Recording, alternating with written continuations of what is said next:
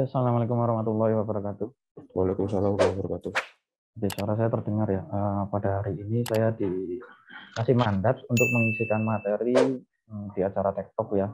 Eh, Materi yang ingin dibawakan pada hari ini adalah tentang Flutter atau React Native. Jadi pilih yang mana? Karena kedua framework ini lagi populer-populernya untuk kalangan cross platform ya, artinya di mobile ya. Selain untuk bisa membuat Android, juga bisa langsung untuk membuat iOS. Untuk aplikasi iPhone itulah, misal. Sebelumnya kita akan lanjut ke topik kontennya dulu. Yang akan dibahas yang pertama adalah pengembangan aplikasi mobile, terus apa itu Flutter, terus yang ketiga adalah kelebihan dari Flutter sendiri apa, kekurangan. Lanjutnya adalah apa itu React Native, kekurangan React Native, dan perbandingan antara React Native dan Flutter. Sekiranya nanti teman-teman mungkin kalau ingin mulai pindah ke mobile atau mulai ingin sekali ngoding mobile, bisa menentukan pilihan atau jodohnya mau di Flutter atau mau di React Native. Jadi nanti jodoh itu di tangan Anda ya, akhirnya kalau untuk bahasa pemrograman. Oke, yang pertama, pengembangan aplikasi mobile. Kita tahu ya, sekarang sudah zamannya orang itu menggunakan handphone ya. Maksudnya smartphone, browsing pun di mana-mana menggunakan smartphone. Mungkin populasi orang yang menggunakan smartphone itu sudah banyak sekali. Entah itu dia mau menggunakan Android atau menggunakan iOS untuk sistem operasinya. Itu menjadi cenderung bagi untuk perusahaan-perusahaan besar untuk berpindah dari yang dulunya ke website. Dulu kan ranahnya dari desktop ya, dari desktop terus pindah ke website, setelah itu dari website mungkin sekarang akan pindah ke mobile ya, walaupun website itu masih dikatakan memang paling baik untuk saat kita membuka sebuah aplikasi atau mungkin sistem.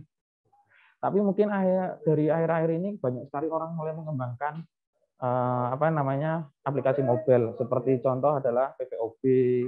PPOB contohnya adalah pembelian token listrik, pembelian pulsa dan lain-lain, itu bisa menggunakan handphone. Tokopedia pun sekarang sudah mulai ada mobilnya kan, walaupun sudah sejak dari lama ya. Oke, kita lanjut. Nah, ini adalah salah satu data atau yang didapat dari Reportal, bahwasannya ini sayangnya tahun 2009, didapat dari tahun 2019-2020 ya. Kenaikannya agak lumayan untuk populasinya. Jadi pengguna populasi mobile itu bisa naik sekitar 66%. Itu cuma tinggi banget termasuknya ya. Ini dilansir pada Januari 2021. Jadi sekarang banyak orang sekarang udah browsing itu kebanyakan lewat HP. Misal kita mau buka Instagram kan bisa lewat HP, ada aplikasinya. Misal sekarang orang buka WeGetWay lah. WeGetWay kan kalau kita malas buka laptop kan lebih baik buka HP kan, karena bisa diakses dari HP juga gitu loh. Atau kita mau presensi nih pakai UI presensi ya, sekarang udah ada mobilnya, jadi kita bisa download, tinggal presensi aja dengan mudahnya gitu loh. Tanpa kita harus membuka laptop, terus masuk ke browser dan langsung mengetikkan URL-nya, misal gateway dan lain-lain. Jadi lebih simple atau lebih nyaman. Selanjutnya di sini akan ada pembahasan dua framework ya, antara Flutter dan React Native. Yang pertama yang akan dibahas adalah apa itu Flutter. Bahasa ini lagi booming-boomingnya ya. Tiba-tiba dia meroket ke atas, meroket ke atas dan meninggalkan beberapa cross platform lainnya seperti NativeScript, bahkan React Native juga sudah mungkin di bawahnya Flutter. Oke, kita bahas dulu tentang Flutter-nya ya sebelum ke React Native. Flutter itu adalah framework yang dibuat oleh Google dengan menggunakan bahasa Dart. Nah, jadi Flutter ini ada dua bagian hal yang paling penting dalam kalau kita ingin mendeploy sebuah aplikasi cross platform ya, antara Android atau iOS ya. Walaupun si Flutter ini juga udah mulai berkembang di website, ada desktop juga, tapi yang akan saya bahas adalah hanya untuk di mobile-nya saja ya. Ada dua bagian penting. Yang pertama yang harus kita ketahui yaitu adalah satu adalah Flutter Framework, yang kedua adalah Flutter SDK. Jadi ada Flutter Framework ini isinya adalah sekumpulan fungsi atau package reusable UI building block atau bisa disebut dengan widget. Jadi isinya untuk UI elemen lah seperti itu. Kita mau bikin apa? Text area, kita mau bikin misal card dan lain-lain, kita bisa menggunakan itu di bagiannya adalah di miliknya Flutter Framework. Sedangkan untuk Flutter SDK atau SDK itu ada yang tahu, singkatan SDK itu adalah Software Development Kit.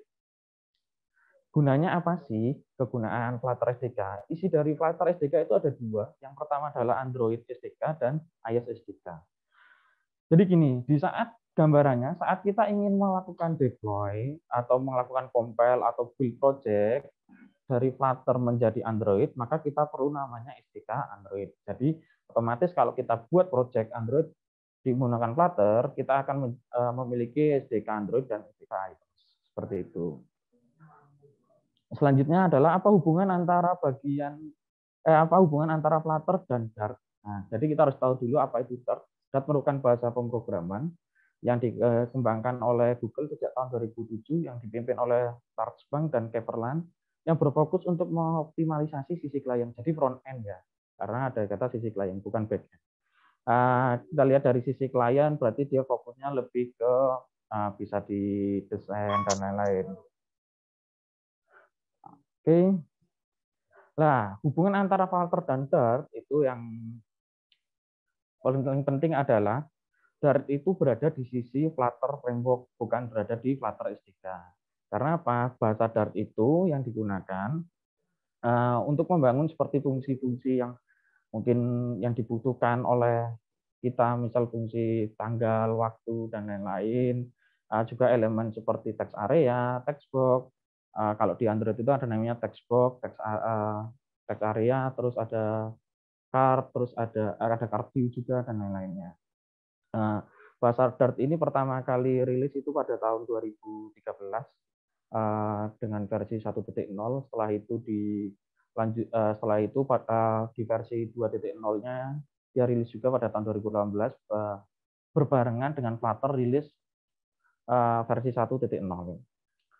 Jadi kalau kita mau mendevelop menggunakan Flutter ya berarti kita harus belajar bahasa Dart. Jadi kita harus belajar bahasa baru, kita harus mulai mengerti alur sistem atau alur kerja dari bahasa Dart sendiri atau Flutter sendiri. Jadi bagi teman-teman yang memang ingin ranahnya ke mobile ya bisalah coba-coba belajar tentang Flutter. Tapi kita harus tahu juga mengetahui tentang kelebihan dan kekurangan dari Flutter itu sendiri apa. Oke. Yang kelebihan selanjutnya adalah kelebihan dari Flutter. Nah, saking kelebihannya yaitu user interface menarik. Kenapa aku sebut dengan nama user interface menarik? Banyak orang juga yang mengatakan user interface menarik juga sih untuk si Flutter ini. Karena selain menarik juga dia itu modern banget sih menurutku. Ya walaupun kalau kita dari sisi sebagai orang programmer ya kita harus belajar lagi ya untuk melakukan. Karena pengkodingannya agak berbeda ya. Biasa kalau di Android ada di Android native atau orang-orang yang biasa menggunakan Kotlin atau Java, itu biasanya kita ngoding menggunakan namanya XML kan untuk yang bagian UI-nya. Tapi untuk di user interface-nya si Flutter itu kita nggak menggunakan XML. Jadi kita menggunakan pure bahasa Dart-nya. Jadi kita ada effort lagi untuk belajar. Ya lumayan lah untuk nambah-nambah portofolio bagi teman-teman yang ingin mulai belajar tentang mobile. Apalagi yang sifatnya cross ya. Jadi bisa ke iOS, bisa ke Android tanpa perlu harus belajar satu-satu gitu misal ya. Kalau misal ngoding Android nanti harus belajar misal Kotlin. Nanti kalau mau belajar iOS kita harus belajar Objective C, kan agak merepotkan ya. Ini di sini di Flutter itu mengusung konsep seperti itu. Cross platform yang kedua. Ya, ini yang paling pokok utamanya yaitu cross platform. Kita nggak perlu repot-repot ngoding satu-satu untuk iOS sendiri, untuk Android sendiri. Tinggal cukup sekali coding, kita sudah bisa membuatnya menjadi dua aplikasi yang itu berbasis yang aplikasi Android dan aplikasi iOS. Cuman mungkin banyak kendala juga di situ. Dulu ada cerita sih dari teman bahasanya dia itu ngoding menggunakan Flutter. Intinya adalah framework yang memang untuk cross platform. Ada terjadi kesalahan di bagian sisi Android-nya hanya saja, tapi di sisi iOS-nya itu berhasil. Nah, itu kerepotannya di situ. Saat kita ganti untuk di sisi Android, bisa jadi sisi yang S-nya malah yang rusak. Nah, seperti itu. Oke, yang selanjutnya adalah proses eksekusi cepat. Nah, bicara proses eksekusi cepat ini adalah si Flutter ini juga mengusung namanya code reload atau left reload ya. Kayak kalau teman-teman biasa pakai JavaScript, mungkin ada yang pernah pakai React atau pakai Vue atau pakai Angular, biasanya kan kalau tanpa harus kita melakukan refresh pada apa namanya npm run serve-nya itu kan sudah otomatis melakukan perubahan ya, langsung ke restart sendiri ya. Nah, itu gunanya adalah jadi proses eksekusinya cepat, jadi kita nggak perlu nunggu harus nge-save dan lain-lain. Yang keempat adalah dokumentasi berkualitas. Dokumentasi dari Flutter sendiri itu komplit ya, dari mau UI elemen dan bagaimana kita cara menggunakan HTTP request, di situ semua ada. Nah, tinggal teman-teman explore lebih jauh lagi tentang yang namanya Flutter. Terus bagaimana cara pengembangannya, bagaimana cara mendesain yang baik. Untuk saat ini tuh benar-benar bagus sih, menurutku pribadi untuk si Flutter ini sendiri. Kalau teman-teman ingin mulai belajar itu nggak masalah. Lumayan lah bikin proyek-proyek kecil atau bikin untuk memang memudahkan dari kita BSI kalau ada yang mau kontribut misal gitu ya buat aplikasi mobile itu menggunakan Flutter atau menggunakan Reactive terserah, biar agak stakeholder kita punya kenyamanan dan kemudahan dalam membuka aplikasi. Jadi kalau lagi di jalan ini kan lagi nyetir pakai mobil gitu mau absensi misal udah masuk pintu gerbang ini kan agak repot kan kalau kita harus apa namanya harus buka laptop dan lain-lain. Atau misal lagi rebahan nih, mau ngisi remun gitu dan lain-lain atau ngisi data insani kan, tinggal buka itu kan, pakai menggunakan namanya aplikasi Gateway, tapi yang mobile. Jadi kalau harus pakai buka laptop kan kadang orang ya pakai browser juga bisa sih sebenarnya. Yang penting adalah tampilan dari Gateway-nya adalah responsif. Untuk saat ini aku mengatakan Gateway itu responsif sekali dan membantu gitu ya. Kadang kalau lagi ada acara apa namanya ada monitoring evaluasi karena males buka laptop ya kan untuk ngecek-ngecek dosen dan lain-lain bisa pakai HP sih, pakai browser gitu. Makanya aku senang lah melihat Gateway itu udah mantap sekali gitu. Oke, selanjutnya adalah kekurangan dari si Flutter. Di lain sisi ada kelebihan pasti ada kekurangan. Mungkin ini kekurangannya ya bisa menjadi apa namanya apa ya namanya kondisi teman-teman memilih mau menggunakan Flutter atau tidaknya karena mungkin kekurangan ini bisa berpengaruh di diri teman-teman saat developer atau tidak juga ya. Ya ada 3 kekurangannya. Yang pertama ukuran aplikasi lebih besar. Kalau ukuran aplikasi lebih besar, ya benar. Aplikasi yang dibuat dengan framework Flutter itu sangat-sangat lebih besar daripada dengan menggunakan Android native seperti Kotlin atau Java. Sebagai contoh, kemarin itu pernah lihat ya, di YouTube orang melakukan tester menggunakan membuat aplikasi to-do list app ya.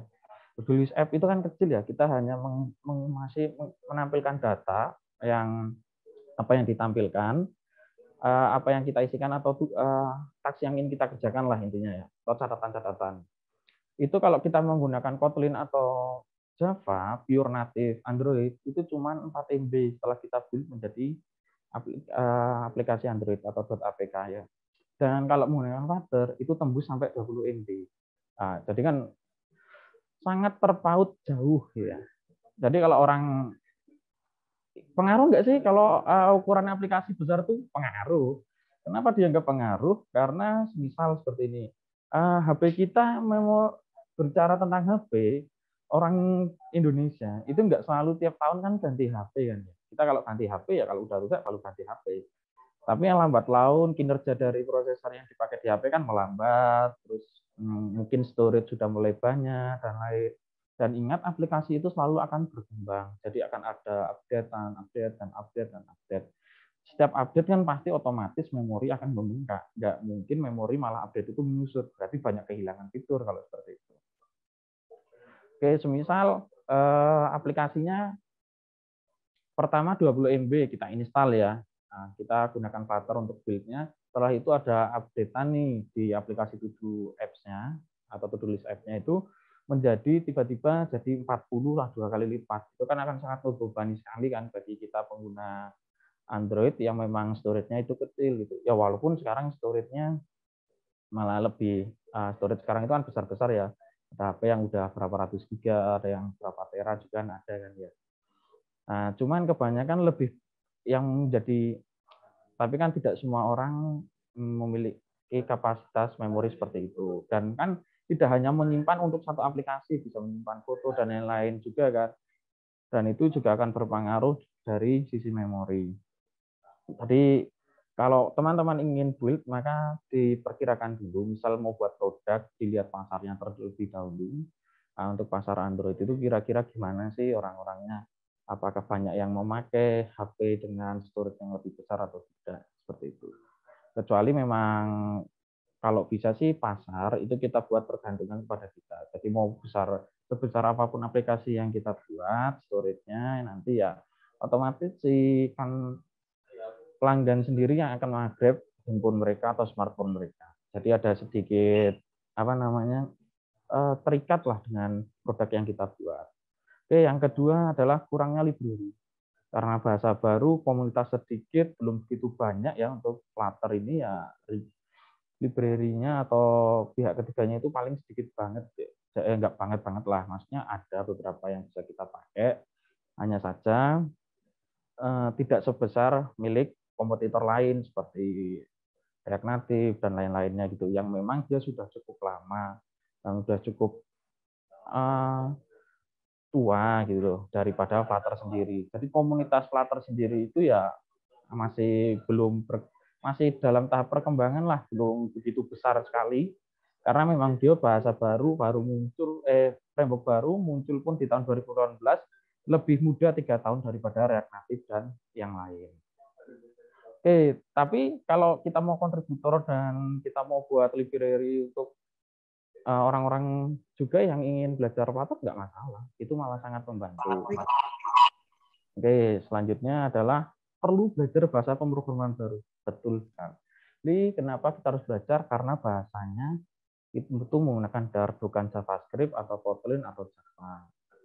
Kalau bagi perusahaan dianggap boros, anggap boros. Kenapa? Karena kalau kita cari programmer, misal kita butuh programmer untuk mobile, misal pakai Dart ya, atau framework-nya Flutter satu. Untuk websitenya bisa sih pakai Flutter, cuman belum begitu, mungkin masih beta atau udah mulai dikembangkan oleh yang lain, tapi aku belum pernah tahu ada orang bikin website pakai Flutter, jadi masih agak kurang ya. Yang selanjutnya adalah misal nih, kalau sebuah perusahaan itu rekrut seorang developer ya, misal untuk buat aplikasi Android, iOS, website ya, itu kira-kira butuh berapa orang, butuh berapa satu orang yang ahli di bidang, misal front end-nya kita pakainya Angular, jadi kita cari orang pakai React misal atau Vue lah ya, yang bukan TypeScript, misal satu orang. Misal backend-nya pakai Laravel, kita harus sudah butuh 2 orang. Butuh lagi untuk yang bahasa menggunakan untuk membuat mobile Android atau mobile apps pakai Flutter, berarti 3 ya. Itu untuk developernya. Tapi kalau seandainya kita menggunakan jadi kan itu dianggap boros ya, mengeluarkan banyak biaya juga untuk dari sisi perusahaan. Padahal ya kita bisa menggunakan satu developer untuk mengerjakan ketika platform itu website, web dan Android-nya ya, yaitu ya paling kita hanya cari tinggal orang yang pintar JavaScript gitu. Ya udah bisa di sisi front end, bisa menggunakan Vue dan React.js, atau nanti bisa di backend-nya bisa menggunakan Express. Nah, terus nanti tinggal kalau ke mobile apps-nya bisa menggunakan React Native, karena React Native kan memang pure-nya dari bahasa JavaScript. Nah, disitulah dianggapnya mahal juga. Ya, kita cari orang Flutter pun agak sulit juga ya. Walaupun banyak lowongan pekerjaan yang membutuhkan hal tersebut. Tapi ya memang karena sulit, biasanya orang-orang yang bisa itu hanya sedikit, tidak terlalu banyak. Oke, selanjutnya kita lanjut ke itu React Native. Bicara tentang React Native ya, apa itu React Native? React Native itu juga sama, framework untuk mobile apps yang dikembangkan oleh Facebook ya. Dari keluarga React, ada React.js, ada React Native. Facebook sendiri juga menggunakan React Native untuk menggunakan aplikasi mobilnya mereka, kayak Facebook atau Instagram. Di React Native ini kita ngoding menggunakan JavaScript yang udah cukup populer juga dari tahun-tahun. React Native ini lahir pertama kali rilis di tahun 2015.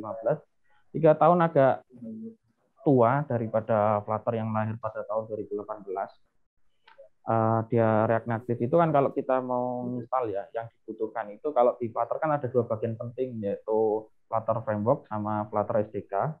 Sedangkan untuk React Native itu yang dibutuhkan, yang penting kita punya Node.js, terus ada npm. Otomatis kalau kita install Node.js pasti harusnya ada npm atau Node Package Management, yaitu dependency management untuk JavaScript. Baru mulai. Yang kedua ada Java JDK, itu juga penting kalau kita memang mau memfokuskan ngoding di Android. Yang selanjutnya adalah Android SDK. Sama-sama harus membutuhkan Android SDK ya, yang digunakan untuk mengcompile dari JavaScript menjadi Android, yang nanti bisa kita pakai di aplikasi yang kita install di HP Android kita. Sedangkan kalau kita mau membuat iOS ya paling enggak kita menggunakan laptop MacBook atau yang branding dari Mac atau Apple sendiri untuk sama juga harus ada SDK iOS-nya juga, karena itu penting untuk mengcompile. React Native ini cukup banyak karena dia bahasa yang framework yang termasuk tua di bagian mobile, walaupun ada kompetitor lainnya kayak NativeScript, terus ada namanya Ionic dan lain-lain ya, itu banyak ya. Cuman aku rasa React Native masih menjadi rujukan utama bagi para developer kalau ingin memang membuat mobile apps yang sifatnya bisa cross-platform ya. Tergantung karena memang React Native itu komunitasnya udah besar, di satu sisi lain library-nya juga udah banyak sekali yang dibuat oleh kontributor-kontributor. Terus selanjutnya adalah React Native ini karena menggunakan bahasa JavaScript, jadi otomatis kalau kita memang orang yang biasa menggunakan JavaScript terus belajar React Native itu akan sangat mudah daripada kita belajar ke Flutter ya, karena menurutku sendiri project foldernya dari React Native dan React.js itu nggak jauh beda sebenarnya. Jadi agak enak kita saat belajar untuk pertama kali untuk React Native. Nah, di sisi lain, React Native juga populer di kalangan, tapi tidak menutup kemungkinan juga pasti ada kekurangan dan kelebihan saat kita menggunakan React Native. Oke, sebagai contoh ya, untuk kelebihan dan kekurangan, yang pertama adalah kelebihan dari React Native-nya adalah konsisten di setiap platform. Jadi desainnya itu kalau kita desain untuk Android dan itu akan sama desainnya dengan iOS. Kenapa disebut konsisten di setiap platform? Jadi itu menarik ya. Yang kedua, cross-platform masih sama dengan Flutter, sama-sama cross-platform, cross-platform untuk membuat mobile apps untuk Android ataupun iOS. Proses eksekusi cepat, benar juga, sama juga, dia memiliki hot reload atau left reload. Jadi saat kita selesai melakukan code, terus kita mau tes previewnya ya tinggal kita save, otomatis dia akan reload tanpa kita harus mengstopkan run servernya, terus kita running kembali. Komunitas besar pastinya karena dia termasuk cukup lama, komputer lama dibandingkan Flutter yang baru sekitar 4 tahun kalau Flutter ya, karena sekarang tahun 2022. Jadi perkembangannya cukup besar lah untuk React Native sendiri. Jadi teman-teman kalau memang ingin belajar ke React Native itu ya memang kalau tanpa harus belajar bahasa pemrograman baru ya, kalau udah memang ahli dalam JavaScript ya kenapa tidak untuk belajar React Native gitu loh. Buatlah paling nggak portofolio kecil-kecilan yang nanti bisa membantu teman-teman, atau kalau perlu buatlah produk, contoh apa sih, ticketing atau manajemen inventory atau kasir gitu ya. Yang paling populer sih kasir sama point of sale ya. Tentukan desainnya seperti apa. Untuk si React Native itu desainnya juga sama, dia nggak menggunakan XML juga, tapi dia paling menggunakan bawaan seperti React.js. Jadi teman-teman nggak akan agak kesulitan harus belajar yang lain.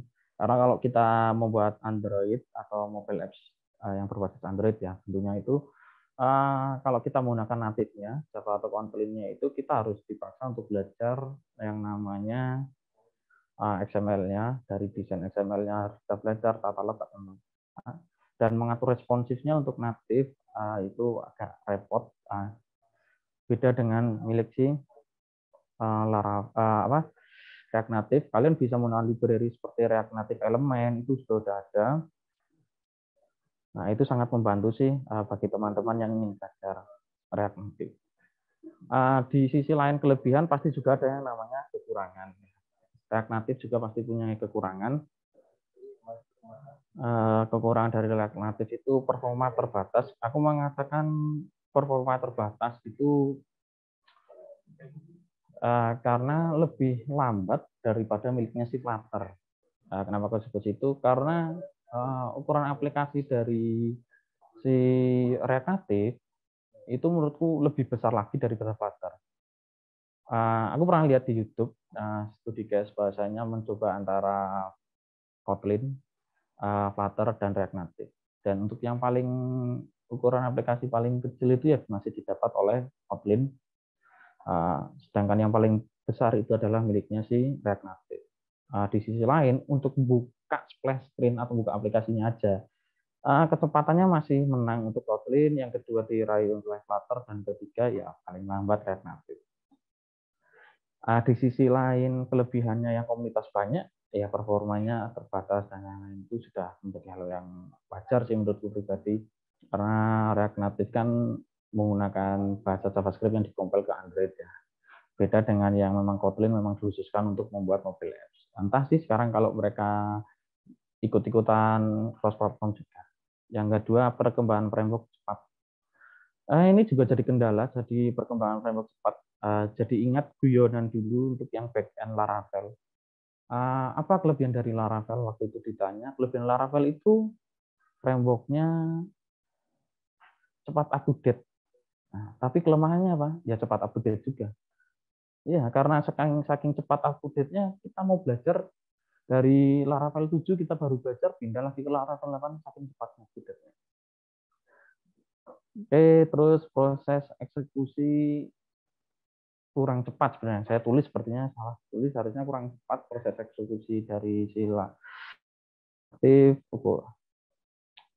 Jadi bagi teman-teman yang coba menggunakan Reaktif, bisalah mulai dari sekarang mulai belajar. Banyak di sini aplikasi gateway terutama milik UI itu yang belum ada bentuk mobilenya, mungkin teman-teman bisa buatkan mobilnya seperti payroll penggajian kan enak kan ya kalau kita lihat gitu kan, dan menggunakan mobile ditambah dengan push notification seperti itu, oh udah gajian nih tanggal sekian gitu kan, menyenangkan kan, tinggal cek. Atau mungkin di Sehat gitu kita buatkan bentuk ininya ya, mobile apps-nya, misal kita rembes nganu ya COVID gitu kan, dananya cair atau belum ada. Jadi nggak perlu harus buka laptop lah setiap saat kalau kita memang dalam keadaan desak. Buka browser pun keadaannya menurutku pribadi juga agak lambat juga, kita harus buka Google Chrome atau web browser lainnya terus mengetikkan URL. Kalau kita menggunakan mobile kan, maksudnya aplikasi mobile kan tinggal buka aplikasinya aja itu. Oke, selanjutnya adalah perbandingan antara Flutter dan React Native. Jadi nanti ini akan yang menentukan teman-teman mau mana sih yang dipelajari atau memang ini menjadi jodohnya teman-teman kalau ingin belajar tentang mobile. Tapi kalau dirasa belum ingin belajar tentang mobile, belum ada ketertarikan, ya tidak masalah. Tapi setidaknya ada gambaran bagi teman-teman yang ingin mulai belajar tentang mobile. Yang pertama adalah ukuran aplikasi ya. Perbandingan dari sisi ukuran aplikasi ini juga berpengaruh saat kita melakukan develop. Kalau aplikasi yang kita buat sederhana, tapi kok ukuran aplikasinya besar, otomatis customer itu pun juga mikir-mikir. Jadi kebanyakan orang kalau mau download aplikasi di Play Store atau App Store mungkin akan lihat dulu, atau bisa download game ya gitu ya, atau aplikasi kasir gitu ya, bagi para pemilik usaha kafe atau grosiran ya. Kok dirasa besar banget nih misal gitu loh. Cuman kasir kok sampai 1 giga misal seperti itu. Otomatis orang nggak mau download kan. Ini terlalu besar gitu loh. Sedangkan yang kalau yang paling kecil kan otomatis orang akan download. Ya walaupun perbedaannya pasti banyak antara fiturnya juga dan lainnya. Tapi kalau misal kita butuh cuman aplikasi catatan ya, cuman aplikasi catatan aja sampai 100 MB itu otomatis kan orang yang mau download pun males juga gitu kan. Jadi nggak mau lah download lah, cuman besar banget membuang-buang memori. Jadi yang paling utama adalah ukuran aplikasi. Yang kedua, bagi teman-teman yang ingin mulai mengembangkan mobile apps, ya bisa dari bahasa pemrogramannya dulu dilihat. Nah, teman-teman adalah tipikal orang yang suka belajar nggak? Seperti itu. Kalau tipikalnya nggak suka belajar bahasa baru, ya berarti Flutter bukan solusinya buat teman-teman. Misal dulu teman-teman biasa pakai PHP kan ya, atau JavaScript lah katakanlah gitu. Terus mau membuat mobile apps, tapi kok malas nih belajar bahasa pemrograman baru gitu kan, jadinya Flutter nggak jadi prioritas utama dong untuk belajar sebagai framework untuk membuat aplikasi Android-nya itu atau iOS-nya ya. Ya sudah, jadi lebih baik pilih yang React Native seperti itu. Tapi kalau memang teman-teman senang ya, misal senang belajar bahasa baru, mungkin kalau belajar bahasa baru itu menjadi portofolio teman-teman juga ya, kenapa tidak untuk belajar Flutter seperti itu. Jadi tergantung dari sisi teman-teman sendiri. Yang ketiga adalah popularitas atau populernya. Kalau populer ya dulu itu yang populer ya masih tetap adalah React Native-nya. Untuk yang cross platform ya kita bicaranya. Tapi setelah lambat laun Flutter juga malah yang jadi populer. Banyak sekali yang masih mencari Flutter juga, developer Flutter. Di sisi lain ukuran aplikasi yang dibuat kecil, juga user interface-nya menarik, akses aplikasinya juga cepat. Nah, kenapa banyak perusahaan-perusahaan berlomba-lomba cari orang yang bisa Flutter. Tapi bagi teman-teman yang memang lebih tertarik pada React Native karena komunitasnya yang besar ya tidak masalah juga. Nah, karena kalau komunitas besar kan kita tanya jawabnya enak ya. Kalau kita ada kesulitan kan. Kalau komunitas kecil kan kita bingung ya tanya. Misal belum pernah mengalami error seperti ini, ditanyakan ke komunitas yang kecil, ternyata yang lain juga belum pernah mengalami. Jadi ya itu agak risau untuk diri kita sendiri. Yang terakhir adalah performa. Nah, oke, bicara performa ini adalah hal yang paling penting juga selain dari ukuran aplikasi dan bahasa pemrograman. Kalau performa itu kan berpengaruh juga saat kita buka aplikasinya ya. Ya udah buat capek-capek nih, tapi ternyata setelah dibuka lelet. Bayangin aja teman-teman download aplikasi, cuman aplikasi inilah catatan itu. Misalnya atau diary kalau kalian ingin catatan harian, nah itu di-download kok dibuka lama banget, splash screen-nya lama sekali gitu kan, rasanya kan nggak menyenangkan juga gitu loh. Jadi gerutu juga, dan download buang kuota misal ya kalau pakai kuota ya. Kalau di II kan ada WiFi, jadi nggak perlu pakai kuota lah ya. Nah itu kan jadi kan emosi juga. Oke, selanjutnya adalah kalau performanya bagus, itu otomatis customer atau pelanggan itu akan senang saat download. Aplikasi ini tuh cepet banget deh. Jadi bisa di-download. Nah, dari segi performa untuk kedua framework ini, aku lebih condong ke Flutter. Karena udah banyak yang nyoba bahasanya Flutter itu lebih cepat untuk buka aplikasinya saat kita build aplikasi menggunakan Flutter daripada menggunakan React Native. Kalau populer ya menang React Native sih sebenarnya. Untuk bahasa pemrograman kembali kepada teman-teman, kalau kayak aku kan memang senang belajar bahasa pemrograman baru karena selain nambah portfolio juga ada 3. Ada hal penting juga di situ. Bagi aku selain aku harus bisa back end atau front end, paling nggak bisa mobile lah. Karena kalau desktop kan sudah sangat jauh tertinggal, minimal bisa itu ketiga itulah. Nah, untuk ukuran aplikasi sama, aku juga ya lebih mendukung pada sisi Flutter daripada React Native karena ukuran aplikasi yang dibuild dengan menggunakan framework React Native itu lebih besar daripada menggunakan Flutter. Jadi dari pemaparan ini, materi ini kita bisa menarik kesimpulan yang dirasa cocok saat ini untuk teman-teman ingin belajar itu ada di mana atau ingin membuat produk itu menggunakan framework Flutter atau menggunakan React Native. Tapi kalau pasar yang ingin dituju adalah hanya Android tanpa iOS, kalau saran saya sendiri malah bukan di Flutter atau React Native, malah ke Kotlin atau native-nya Android. Karena di sisi performa dan ukuran aplikasi yang lebih kecil dari kedua itu, kedua framework tersebut, dan di sisi lain karena pasarnya hanya untuk Android, jadi ya nggak masalah. Misal kalau mau buat aplikasi untuk iOS ya sama, aku lebih senang menggunakan Swift-nya milik si iOS daripada menggunakan cross platform. Jadi cross platform ini cocok bagi teman-teman yang memang ingin buat produk tanpa kerepotan untuk belajar untuk Android ataupun iOS. Jadi bisa ditentukan sendiri ya, kalian mau belajar yang mana dan mau milih yang mana ya. Mungkin materi yang bisa aku sampaikan semoga bermanfaat untuk teman-teman. Nanti ada sesi tanya jawab nanti akan dipaparkan oleh Mas Medio. Terima kasih. Wassalamualaikum warahmatullahi wabarakatuh.